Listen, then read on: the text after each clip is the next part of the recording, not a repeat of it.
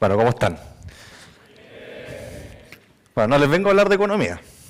Les vengo a hablar de algo que quizás les suene medio extraño en una escuela de negocio, una facultad de economía. Les vengo a hablar en realidad de por qué creo que las humanidades y la lectura, particularmente en la era de la inteligencia artificial, son un activo fundamental para ustedes que van a ser tomadores de decisiones mañana. De eso vamos a hablar hoy día. Y quiero partir con una historia. Hace 2400 años, en Atenas, un grupo de pensadores, filósofos, matemáticos, se juntaban a conversar. Se juntaban a conversar de política, de filosofía, de matemática, de poesía, de estética y de ética. Ellos no tenían inteligencia artificial, no tenían algoritmos, pero tenían algo que a mí me parece fundamental incentivar y recuperar, que es la capacidad de pensar críticamente. Y de eso se trata esta charla. Porque hoy día, qué duda cabe, estamos viviendo un cambio tecnológico alucinante, sin precedentes. La inteligencia artificial lo está cambiando todo, la forma en que pensamos, la forma en que conocemos, la forma en que tomamos decisiones. Está modificando el mercado laboral a pasos agigantados. Y todos quienes estamos aquí no estamos exentos de este cambio. Es un desafío bien gigante. Y acá una paradoja, que es la siguiente. Mientras la máquina más avanza, mientras la tecnología más avanza, paradojalmente, este es mi punto, se requieren más que nunca las capacidades humanas. Se requieren más que nunca las humanidades y la lectura, que son la forma de cultivarla. La IA nos recuerda, como decía este excelente libro de Harari, Nexus, nos recuerda a la historia del aprendiz de brujo, que está popularizada por la película de Walt Disney, que quizás ustedes han visto, Fantasía. ¿De qué se trataba? Allí un joven aprendiz intenta un hechizo para que la escoba hiciera el trabajo por él, hasta que la situación se desborda. Y el punto acá es que la inteligencia artificial, como esa magia, sin duda que puede aumentar nuestras capacidades de manera estratosférica, pero también se nos puede salir de control si es que no cultivamos el pensamiento crítico, el sentido ético y la virtud de la prudencia. Hoy día, está de sobra decirlo, vivimos más conectados que nunca, pero también más distraídos que nunca por el momento. Las redes nos informan de manera agigantada, pero sin demasiada profundidad y a veces, francamente, desinforman. La pantalla tantas veces reemplaza nuestra conversación, ¿no es así?, por el intercambio fugaz, la reflexión por el cortoplacismo, la notificación constante en nuestro teléfono. Nos acercan a muchos, pero también nos alejan en el sentido de los intercambios humanos más profundos. Y esa es una paradoja de nuestro tiempo. Y entonces la era de la inteligencia artificial, vuelvo a repetirlo, está cambiando todo. Está cambiando la forma en que consumimos, en que producimos, en que trabajamos. Hay oficios tradicionales que están desapareciendo, hay otros tantos que se están reconvirtiendo de manera radical y otros muchos que tenemos que descubrir, no nos imaginamos cuáles son. Y el punto de fondo es que los profesionales del futuro van a tener más que nunca la necesidad de adaptarse a este cambio. Adaptarse a este cambio. Y adaptarse a este cambio implica adaptarse a nuevas competencias que no sabemos cuáles son las que se demandarán. No lo sabemos hoy día, una pregunta abierta. Pero quizás lo que sí sabemos es que el conocimiento específico, profesionalizante, que otrora pensábamos era irreemplazable y era garantía de éxito y estabilidad, ya no lo será más. Ya no lo será más. Y por eso que la adaptación, la reconversión continua en busca de nuevas habilidades por conocer, por descubrir, va a ser el tema esencial. Y mi punto, y es toda la tesis de esta presentación, es que el pensamiento crítico es la condición fundamental, la condición necesaria para que esa reconversión y adaptación sea exitosa. Ese es el piso, es la habilidad fundamental que nos permite descubrir nuevas habilidades por descubrir. Y que para cultivar ese pensamiento crítico, las humanidades, cultivar las humanidades y con ellas la lectura, son la pieza angular. Porque, digámoslo con claridad, las humanidades no son un lujo intelectual, como algunos podrían pensar, son una necesidad fundamental para comprender un entorno cambiante en lo político, social y económico. Un entorno cambiante y complejo.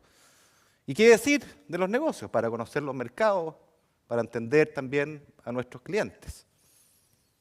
Entonces la lectura y la humanidad es pieza clave, porque la lectura, pensémoslo así, ¿ya? Una lectura diversa, rica, ¿qué es lo que fomenta? Fomenta la creatividad, fomenta la imaginación, fomenta el pensamiento abstracto.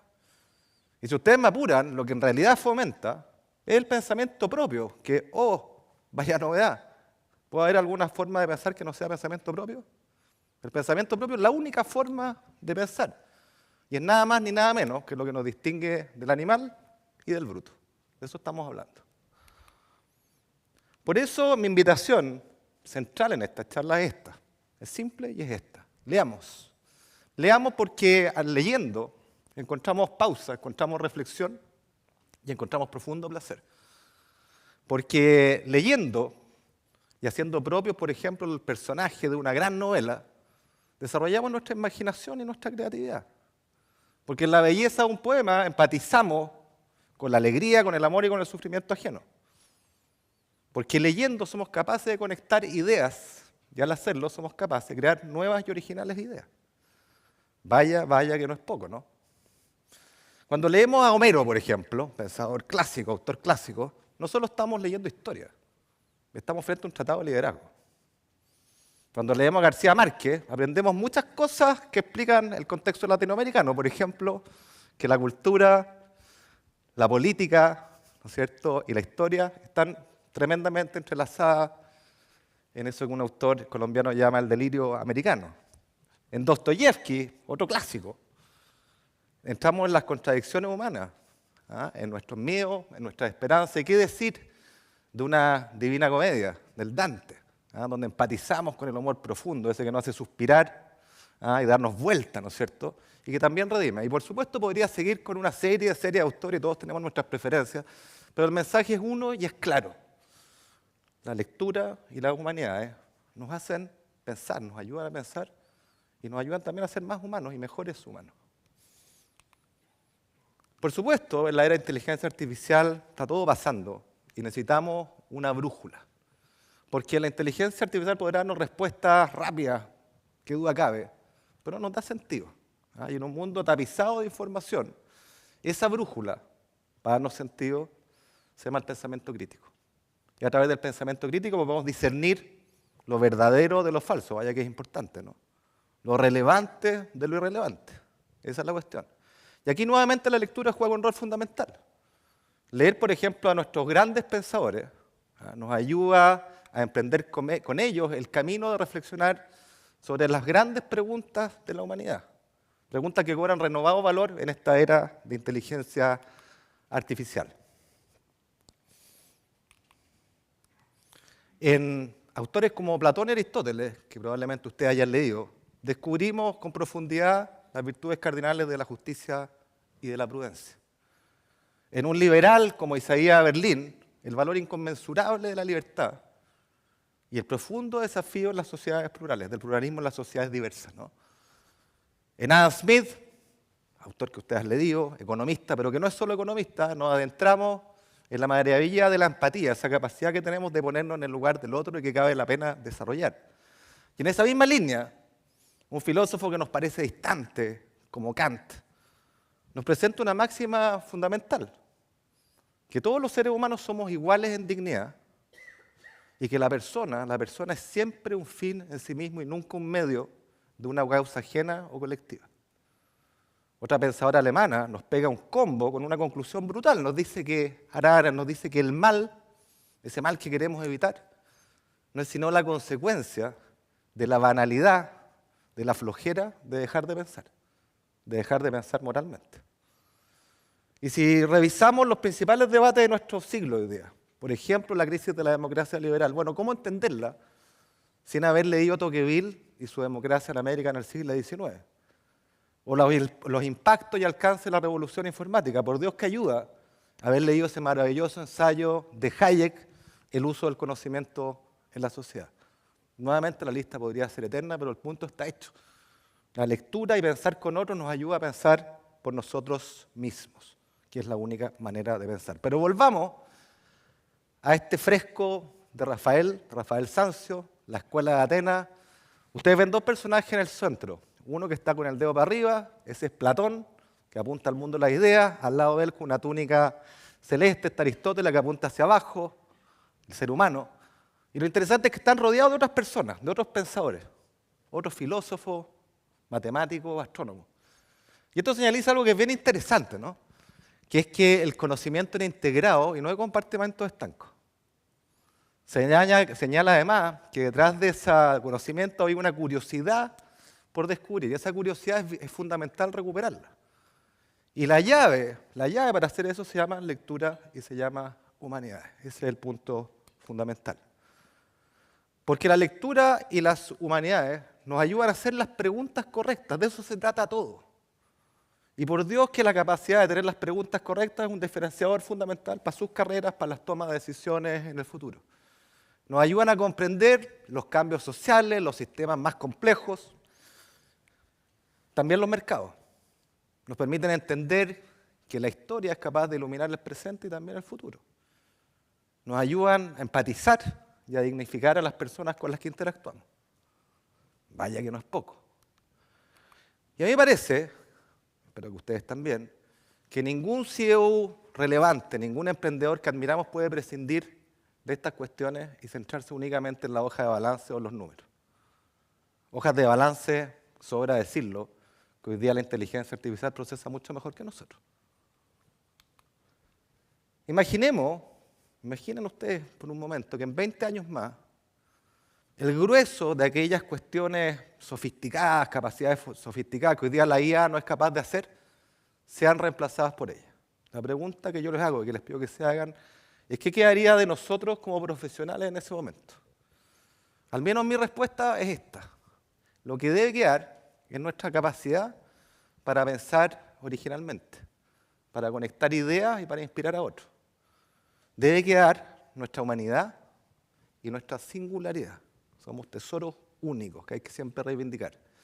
En definitiva, debe quedarnos nuestra capacidad para pensar críticamente. Y por eso la invitación que he hecho hoy día, y la reitero, es a leer más allá de nuestra especialidad, de nuestra zona de confort. Es a leer política, es a leer filosofía, es a leer literatura, poesía, historia, arte. No para reemplazar lo que sabemos, sino que en realidad para potenciarlo, para multiplicarlo. De eso se trata. Borges decía que de todos los instrumentos humanos, el libro es por lejos el más asombroso. Porque mientras los otros instrumentos son una extensión de nuestro cuerpo, piensen en un martillo como la extensión de nuestro brazo, el libro es el único que es una extensión de nuestra memoria y de nuestra imaginación. Porque en la era de la inteligencia artificial, esta podrá procesar datos a velocidades alucinantes. Pero el libro y la lectura que nos transforma es y seguirá siendo la creación más extraordinaria de la humanidad y un tesoro intelectual y civilizatorio. Hace 2400 años, como partí diciéndole, en Atenas se reunía un grupo de pensadores a hablar sobre el sentido de la vida. Ellos no tenían inteligencia artificial, no. Pero tenían el hábito de pensar críticamente. Ese hábito, que es el que nos hace más humanos, y que también es el que nos permite reconvertirnos, adaptarnos y darle sentido a una era de inteligencia artificial de profundas transformaciones. Por eso la invitación a ustedes es esta. En la era de la inteligencia artificial, volvamos a la escuela de Atenas. Gracias.